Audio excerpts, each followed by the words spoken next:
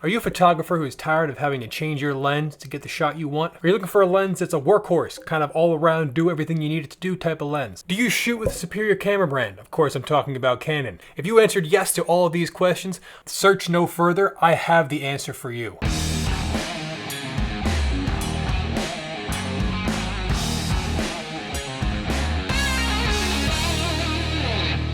What's up everybody, welcome back to my channel. Thank you so much for being here. This is episode 2 of Snap Through the Viewfinder, and on today's episode we are talking about Canon's 24-105 f4 L series lens. Of course, we're going to show you some of the images that I've gotten with this lens, but first I want to talk to you about some of the actual mechanical parts that this lens has to offer. Number one, of course, is the range it has. 24-105 is a huge range for a telephoto.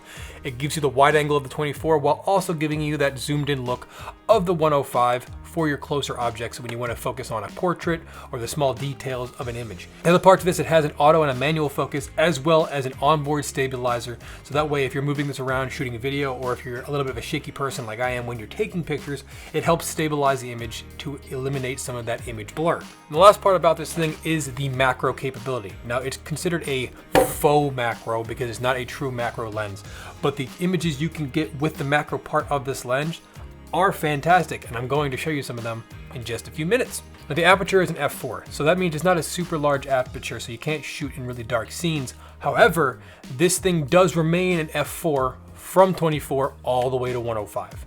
With that being said, let's hop right into the images that this lens takes. Starting off with the 24mm wide, we're gonna get these two shots right here. First on this side is a river that I took a picture of at sunset right near my house. As you can see, the colors are fantastic. It's very vibrant, very noticeable. The bokeh starts in the center of the image and goes out, but it's not too noticeable with that f4. This one actually gives you a decent depth of field even at the f4 range. This one over here is also shot at f4. This one is a gazebo that I took a picture of at a park near my house. It kept the foreground nice, it kept the stairs nice, and the background wasn't too blurred. It gave you a full depth of field of this image, so that even though it's a f4, you're still getting all the detail of the background when you're shooting at the wide angle. Now, as I mentioned, this thing's a telephoto, so it gives you the full range from 24 to 105. So these two shots are zoomed in a little bit. The clock here and the bench here. The bench I think I shot at f9 at 28mm, and then the clock was f4 at 35mm. And you can see what the different focal lengths do to your image. The f9, I got rid of a lot of the bokeh in the background, but it still kept that bench very crisp there in the foreground. On the clock here, it kept the background image decently, but that clock is so crisp and forward. This is just a really good representation of how this lens works. And finally, we're going to talk about the telephoto all the way zoomed into 105 with the macro capabilities enhanced. So over here we have a leaf, and over here we have a dandelion. Both of these shots were taken at 105mm with the macro engaged. You can see the individual leaves on the dandelion. You can see the crispiness of the leaf itself. And this time when I say crispy, I actually mean how crisp that leaf was. If I had reached out and grabbed that leaf, it would have crumbled in my hands. When it comes to shooting with this lens, you have to remember one thing specifically.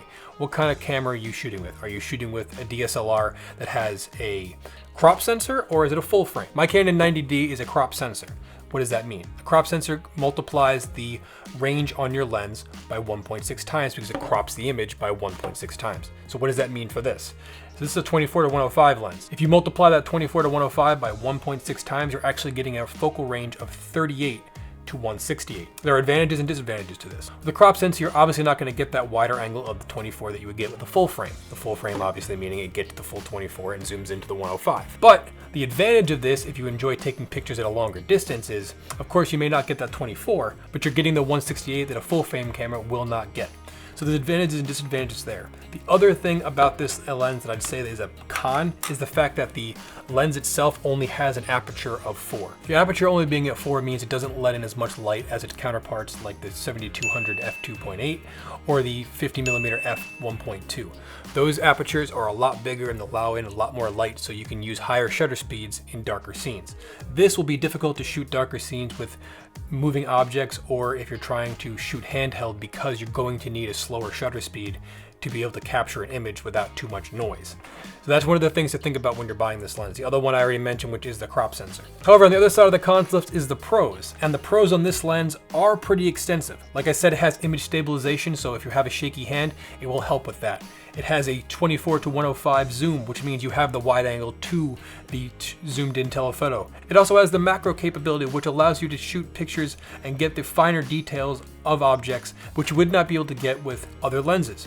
So overall, if I had to put a staple on where this lens should be if you are a photographer, I believe that pretty much if you are a photographer in any form and you use a Canon camera, the 24-105 is a must. It is a workhorse. It is a all-around lens that you can use to shoot pretty much any scene, and it will always get the job done. If you find yourself shooting at night and you need a little bit more light, maybe consider bringing a ring light or some kind of lighting source that you're able to light your image. But other than the lighting portion of this lens is fantastic. But that's all I have for this episode of Snap Through the Viewfinder. If you enjoyed this video, please make sure you click that like button below. I'm going to be posting more videos like this in the future. I actually really enjoy reviewing some of this gear and hopefully giving you guys a informed decision when you're selecting on what lens you want. This was my first L series lens and I have not had any issues with it. I shoot with it probably every time I go shooting. So if you're like me and you hate changing your lens and you're looking for a lens that kind of does it all, Canon 24-105 L series, get yourself one.